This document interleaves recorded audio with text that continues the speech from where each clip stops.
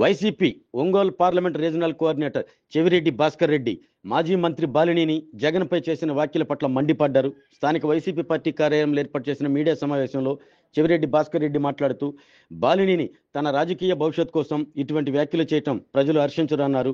విద్యుత్ కొనుగోలు చారిత్రక ఒప్పందం చంద్రబాబు ఒప్పందంతో పోలిస్తే వైసీపీలో జరిగిన ఒప్పందం చాలా తక్కువ అన్నారు. బాలినేని ఇటువంటి మాటలు మాట్లాడటం చాలా బాధాకరం అన్నారు. ఆయన వ్యక్తిగత రాజకీయ ఎదుగుదల కోసం అలా మాట్లాడటం మంచి పద్ధతి కాదు అని మండిపడ్డారు. బాలినేని కేవలం ఎమ్మెల్సీ పదవి కోసం మంత్రి పదవి కోసం ఆయన అలా మాట్లాడుతున్నారు అన్నారు. అర్ధరాత్రి నా చేత సంతకాలు పెట్టమని అధికారులు ఇబ్బంది పెట్టారు అని చెప్పిన బాలినేని మీరు సెక్కితో జరిగిన ఒప్పంద పత్రాలపై సంతకాలు పెట్టలేదా అని ప్రశ్నించారు. నెల తర్వాత జరిగిన కేబినెట్ మీటింగ్లో కూడా బాలినేని సంతకాలు పెట్టిన విషయాన్ని గుర్తు చేశారు. జగన్ ప్రభుత్వంలో బాలినేనికి ఉన్న స్వేచ్ఛ ఎవరికీ లేదు. ఇతర పార్టీ నేతలతో కూడా మాట్లాడే స్వేచ్ఛ బాలినేనికి కూటమి ప్రభుత్వంలో ఉండదు. గుర్తించి గౌరవించిన పార్టీపై బండలు వేసి విమర్శిస్తే రాజకీయ భవిష్యత్తు ఉండదన్నారు. జగనన్న వ్యక్తిత్వాన్ని హననం చేయడానికి బాలినేని ప్రయత్నించినా జగన్ ప్రభంజనం ఆగదు అన్నారు. జిల్లాలో ఎంపీ అభ్యర్థిగా పోటీలో ఉన్న నేను అన్ని గ్రామాల్లో మండలాల్లో పర్యటించా. ప్రజల్లో నీపై ఉన్న వ్యతిరేకత అసంతృప్తి ఏంటో నాకు తెలుసు అన్నారు. చంద్రబాబు అపాయింట్మెంట్ కోసం బాలినేని కామెంట్స్ చేసే స్థాయికి దిగజారారు అన్నారు. జిల్లాలో ప్రతి కార్యకర్తకు అండగా ఉంటాం, కార్యకర్తలను ఇబ్బంది పెడితే సహించమన్నారు. ఈ మీడియా సమావేశంలో వైఎస్ఆర్ కాంగ్రెస్ పార్టీ ఒంగోలు అసెంబ్లీ నియోజకవర్గ సమన్వయకర్త Chunduri Ravi, city president Katari Shankar, Ongole MPP Lankapothu Anjireddy, Aryavysya corporation మాజీ చైర్మన్ కుప్పం ప్రసాద్, వైసీపీ నాయకులు రమణారెడ్డి, వెంకటేశ్వరరావు, ట్రేడ్ యూనియన్ నాయకులు కేవీ ప్రసాద్, కార్పొరేటర్ ఇమ్రాన్ ఖాన్, సాంస్కృతిక విభాగం జిల్లా అధ్యక్షులు బొట్ల సుబ్బారావు, కుట్టుబోయిన కోటి, భూమిరెడ్డి రమణమ్మ, సాదం విజయలక్ష్మి తదితరులు పాల్గొన్నారు. నిన్న మొన్న మాజీ మంత్రివర్యులు బాలినేని వాసన్న మాట్లాడుతూ నిజంగా కూడా ఒక అబద్ధాన్ని ఒక స్వార్థ ప్రయోజనం కోసం తన మాట్లాడిన తీరు ఖచ్చితంగా ప్రజలు హర్షించరు. తన మంత్రిగా ఉన్నప్పుడు జరిగినటువంటిదంతా కూడా తనకు చక్కగా తెలుసు ఏం జరిగిందని. ఎంత గొప్పగా తన మంత్రిగా ఉన్నప్పుడు రాష్ట్రానికి మేలు జరిగిందంటే విద్యుత్ చరిత్రలోనే ఒక చారిత్రకమైన ఒప్పందం జరిగింది. అది కూడా సెకీతో విద్యుత్ కొనుగోలు ఒప్పందం ఒక విద్యుత్ చరిత్రలో చారిత్రకమైన ఒప్పందం. సంవత్సరానికి 3,700 కోట్ల రూపాయల ఆదాయం ఇస్తూ 25 ఏళ్లకు 1,00,000 కోటి రాష్ట్రానికి ఆదాయం వచ్చేలాగా జరిగినటువంటి ఒప్పందం. చంద్రబాబు నాయుడు గారు ముఖ్యమంత్రిగా ఉన్నప్పుడు జరిగినటువంటి ఒప్పందంతో పోలిస్తే ఈపీపీఏలో 50% కన్నా తక్కువతో ఒప్పందం జరిగింది. ఆ రోజు ₹4.50 ఆ రోజు ఒప్పందం జరిగితే అది ఇంటర్ స్టేట్ ట్రాన్స్మిషన్తో కలిపి. ఈరోజు అదే ఈయన మంత్రిగా ఉన్నప్పుడు జగనన్న ముఖ్యమంత్రిగా ₹2.48 అప్పుడు ఇంటర్ స్టేట్ ట్రాన్స్మిషన్ ఏదైతే ఉందో ₹4.5 చంద్రబాబు గారు ముఖ్యమంత్రిగా ఉన్నప్పుడు చేసిన కొనుగోలుకి అదనంగా ఇంటర్ స్టేట్ ట్రాన్స్మిషన్ ఉండేది. ₹2.49 తన మంత్రిగా జగనన్న ముఖ్యమంత్రిగా జరిగిన ఒప్పందం 50% కన్నా తక్కువ, ఇన్క్లూడింగ్ ఇంటర్ స్టేట్ ట్రాన్స్మిషన్తో కలిపి.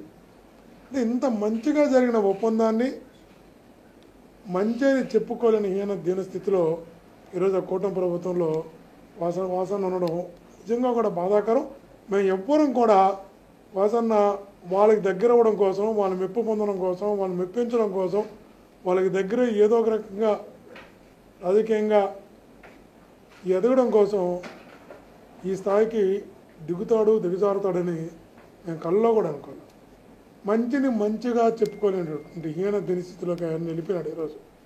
నిజంగా ఇది తన క్యారెక్టర్కి తను అనుకుంటున్నారు జగన్మోహన్ గారి వ్యక్తిత్వాన్ని హననం చేస్తే తనను గుర్తిస్తారు, గౌరవిస్తారు, తనకు పార్టీలో ప్రాధాన్యత ఇస్తారు అనే ఒక భ్రమలో తన వ్యక్తిత్వాన్ని తను హననం చేసుకుంటున్నాడు, తన వ్యక్తిత్వాన్ని తను దిగజార్చుకుంటున్నాడు.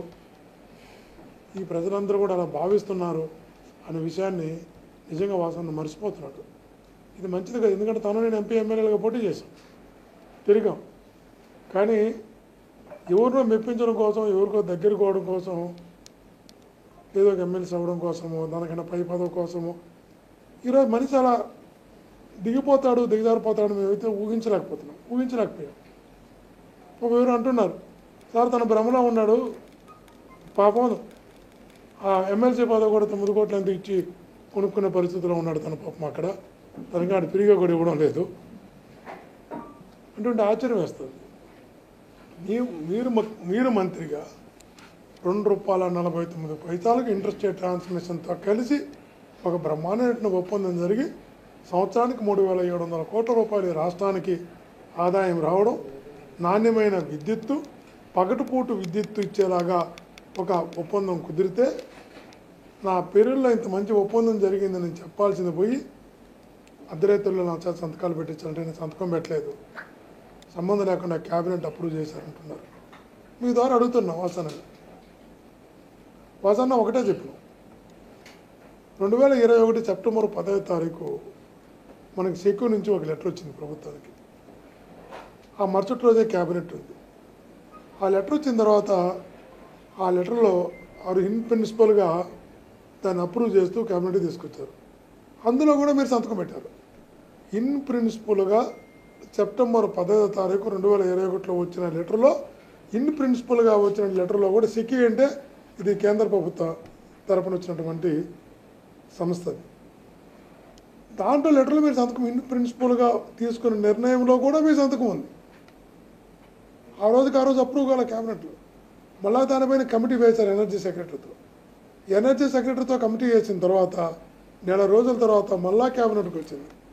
అందులో కూడా మీరు సంతకం పెట్టారు. ఇన్ని ప్రిన్సిపల్గా వచ్చిన లెటర్లో సంతకం పెట్టారు. నెల తర్వాత వచ్చినటువంటి కమిటీ వేసి కమిటీలో వచ్చిన లెటర్లో కూడా మీరు సంతకం పెట్టారు.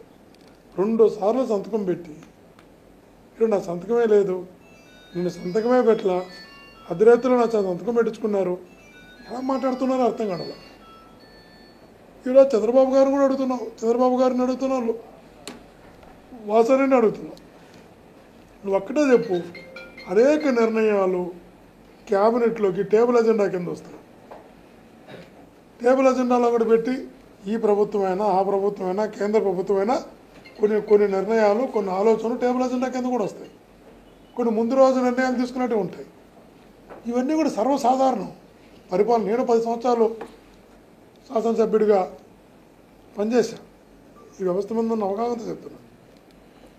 కాబట్టి నాకేం సంబంధం లేదు, నేను పెట్టలేదని క్యాబినెట్ అనేది కలెక్టివ్ డిసిషన్ అవుతుంది ఎప్పుడు కూడా. సరే ముందు రోజు చర్చించుకోవడము, సేమ్ డే చర్చించడము, ఇవన్నీ సర్వసాధారణంగా జరుగుతున్న అంశాలే.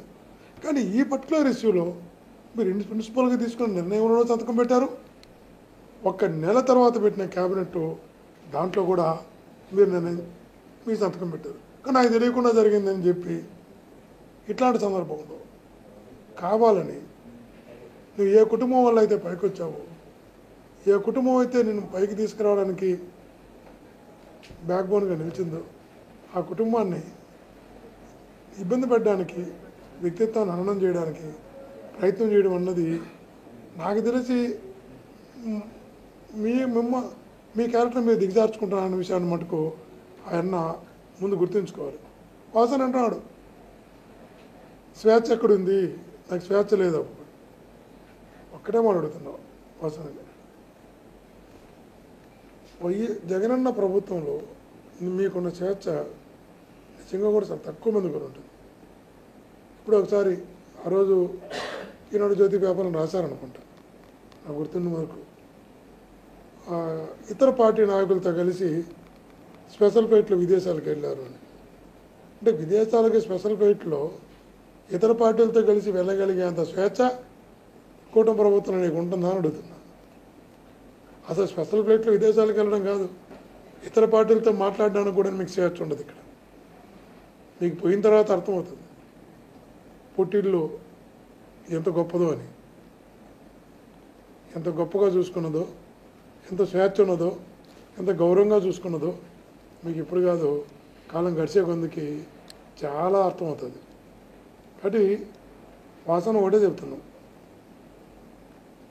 ఎవరినో సాటిస్ఫై చేసి ఏదో ఎదగాలని నీకు గుర్తించి గౌరవించి నేను హక్కును చేర్చుకున్న పార్టీపై బండలు వేసి అబండాలు వేసి నువ్వు లబ్ధి పొందాలనుకుంటే లాంగ్ టర్మ్లో అది ఖచ్చితంగా చెప్తున్నా నీ స్థాయిని దిగజారుస్తున్న విషయాన్ని కూడా ఎప్పుడు గుర్తుపెట్టుకోమని గట్టిగా తెలియజేస్తున్నా.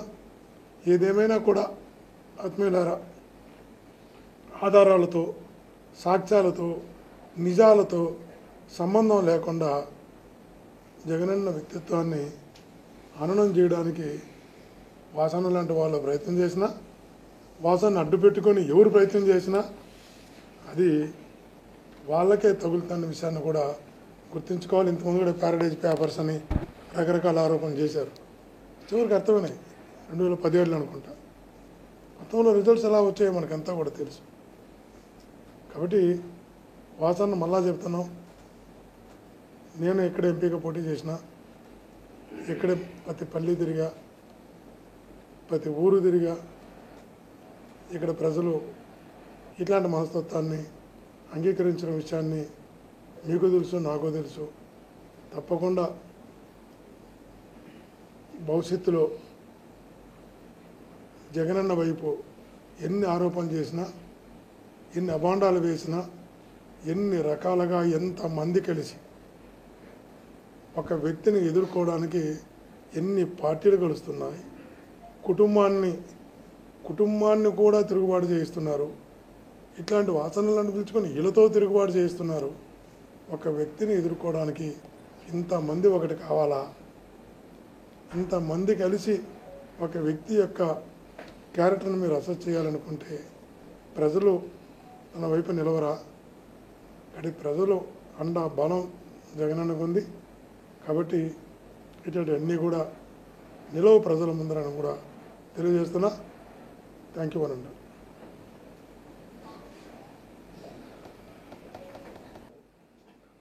చంద్రబాబు గారు అపాయింట్మెంట్ వాసనకి ఇవ్వలేదని ఇంకా అదే ఇంకో అపాయింట్మెంట్ కోసం ఏమైనా మాట్లాడినాడేమో. చెప్పింది నిజమైతే అపాయింట్మెంట్ కోసం కూడా మాట్లాడే స్థాయికి వాసన అపాయింట్మెంట్ తీసుకోవడం కోసం కూడా విమర్శిస్తే అపాయింట్మెంట్ వస్తున్న పరిస్థితికి వాసన దిగజారిపోతాడని నేనైతే కల్లా కూడా అనుకోలే. మేమైతే ఒకటి చెప్తున్నాం మా కార్యకర్తలకు, ఇక్కడ మా నాయకులకు, నిన్న జగన్ ఇక్కడ పంపిన తర్వాత కష్టమైన నష్టమైన ప్రతి కార్యకర్తకు ప్రతి నాయకుడికి అండగా ఉంటాం. ఎన్ని రకాల మా కార్యకర్తలను ఇబ్బంది పెట్టాలనుకున్నా, మా నాయకులను ఇబ్బంది పెట్టాలనుకున్నా, వాళ్ళకి ఏ రకంగా మీరు దెబ్బకొట్టే ప్రయత్నాలు చేసినా వాళ్ళందరికీ బ్యాక్బోన్గా అండగా గట్టిగా నిలబడతాం. ఒంగోలుకి సంబంధించి ప్రతి నాయకునికి ప్రతి కార్యకర్తకి గట్టిగా అండగా నిలుస్తామని తెలియజేసుకుంటాం.